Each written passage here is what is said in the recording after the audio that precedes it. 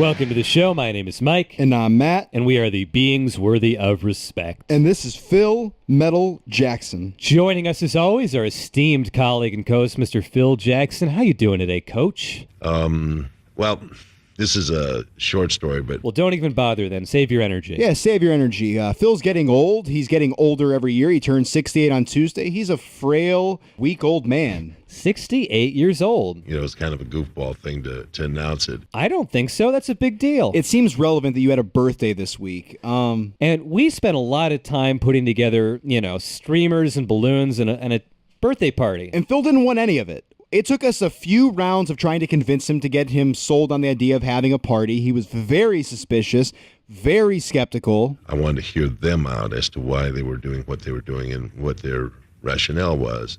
Just to celebrate you, Coach. Mike said he wanted to bake him a cake. Coach has been really into heroin, so I said, hey, Coach, I got you some great Afghan smack. I'm going to cook up a big batch with a special ingredient, and he came around really quickly. So I felt they're pretty honest with me. I mean, once he tasted it, knew it was pure. It's the right thing to do. It must be done. Yeah, Phil likes heroin, and the party got really out of control. We don't see what the limitation's going to be. There were no limitations. There were animals here. There were a lot of prostitutes. There were some acrobats that were swinging around in the air naked, masturbating each other. There were a lot of little people that were crawling in kind of liquid filth on the floor. So those were young kids that were doing a lot of crazy things on the floor. Well, no, they weren't young kids, Phil. They were dwarves. They were adult little people. They were definitely of age. Yeah, I don't know. Okay, look, no, they were dwarves. If you're listening, I want to make this clear. They were dwarves. There were a lot of them. Like 7? Wow, that's a good question. Maybe 21.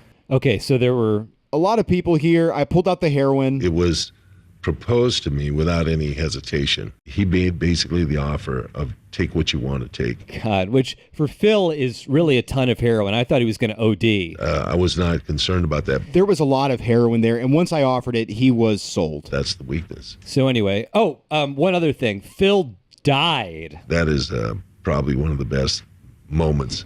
Oh, wow. That's one way to look at it. I want to say it was related to the heroin because he died almost immediately after he took it. He was dead for about 15 to 20 minutes. His face was blue. The party kept raging on around him, but Dave DeBusschere's ghost, who you may or may not remember is living with us, performed CPR, pumped on his chest, gave him mouth-to-mouth, and brought him back to life. And Dave was very proud about it. I consider this one of the greatest thrills of my life, and I thank you very, very much. And I think Phil appreciated it, too. He was very attentive. It's good to know he's a good kisser, Phil. All right, that's enough. But anyway. It seems pretty clear to me that this was an OD, but Phil is pretty convinced that someone in the apartment tried to kill him. Without a doubt. And he said he's not going to rest until he finds out who did it. That's your first priority. Here's the thing, Phil. There were a lot of people here, and you have a lot of enemies. I understand that. Okay. So why aren't you suspecting any of them? There were a lot of people in the apartment. Most people that you know want you dead. Seriously. Who can you think of off the top of your head? Runfeld, Woodson, Carmel is a terrific player. So he might have done it? Guy that put the deal together for Seattle. It's very vague. Tex Winter was sitting next to me for a number of years. The last few years he did not. That Tex Winter, one of your longtime assistant coaches, abandoned you says a lot about your character, Phil. What about the Clippers? I never had any contact with Clipper management. But I don't think that really matters. I think they'd still want you dead. That would be the motive. Yeah. Do you want to keep going? Maybe that's not such a great idea. Yeah. I think we made our point. A lot of people want you dead. But, it all made sense as I kind of look at it from the other side. He's got perspective, not just from being 68, but also being dead. Credit where credit's due. Phil's been a lot cooler since he came back to life. And he's not even mad. No, I'm not. He's not angry at all. I don't understand why. It's a little confusing. Right, because there's nothing serious. You almost died. If Dave hadn't been there to perform mouth-to-mouth, you'd be dead right now. 30 seconds. Yeah, he had a very lucky break. No, that was coaching. Wait, what? Do you mean to say that you trained the ghost to perform CPR on you in the event that one of your friends tries to kill you? That's proof in the pudding right there. Phil's got a point. I mean, that is what happened. There's something really sinister going on there that he's commanding ghosts to bring him back to life. So anyway. All right, well, Phil doesn't want to talk about that. I do want to come back to that at some point. In the meantime, let's say, hypothetically, Phil, somebody from the apartment did try to murder you. But that's okay. And that was a decision that they have to live with. Huh. Wow. So you're really cool with this. It's okay. It's a damned if you do type of thing. And a damned if you don't also, because things were going off the rails. We needed to do something. Something had to be done.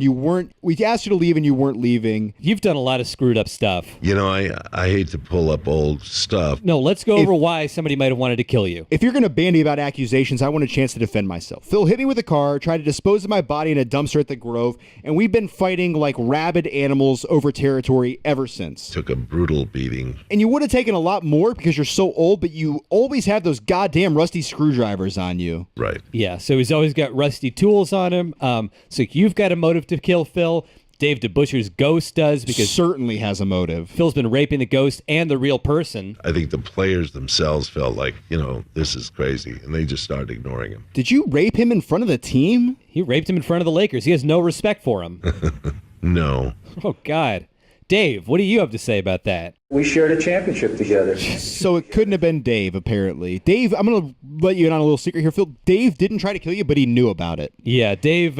You can't keep secrets from a ghost. You really can't, because they are omnipresent. They're just constantly floating in the ether. So obviously he's watching it carefully. Yeah, that's true. It's worse than having the NSA. If you're being haunted, you cannot keep a secret. And it was going to come out sooner or later. I mean, look, I don't have a specific motive. Phil just used to talk about how metal he was, and that always pissed me off. So I put rat poison in the cake. I put rat poison in the heroin. Well, rat poison's just the natural choice because Phil is descended from rodents.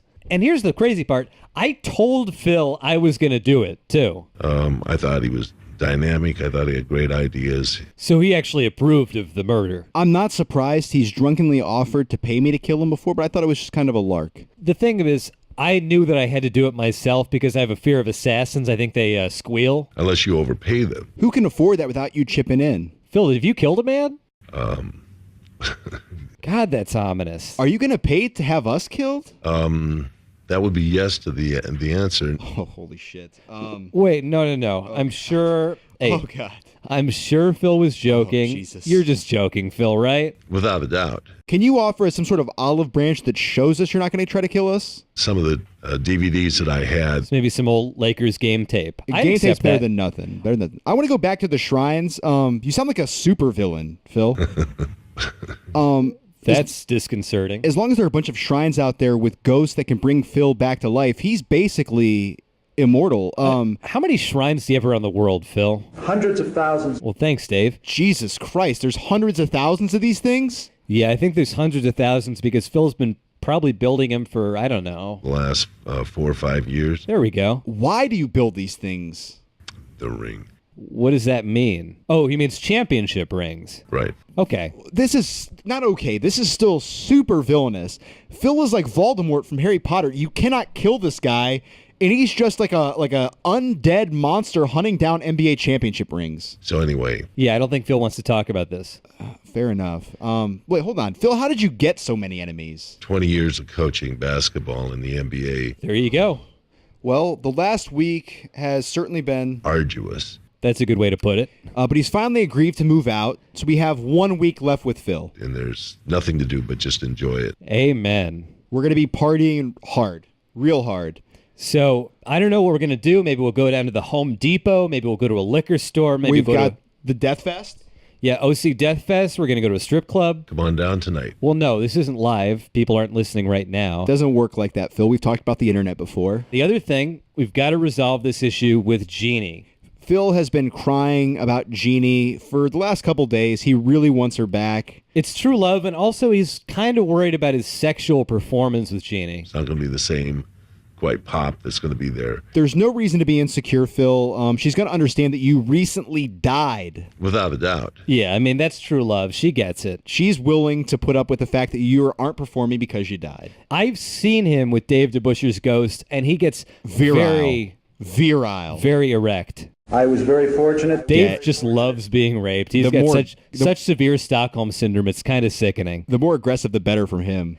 All right. Well, we're going to find out what happens. We've got a very exciting conclusion to this whole saga. Tune in for the last episode of Phil Metal Jackson next week. My name's Mike. And I'm Matt. Thanks for listening.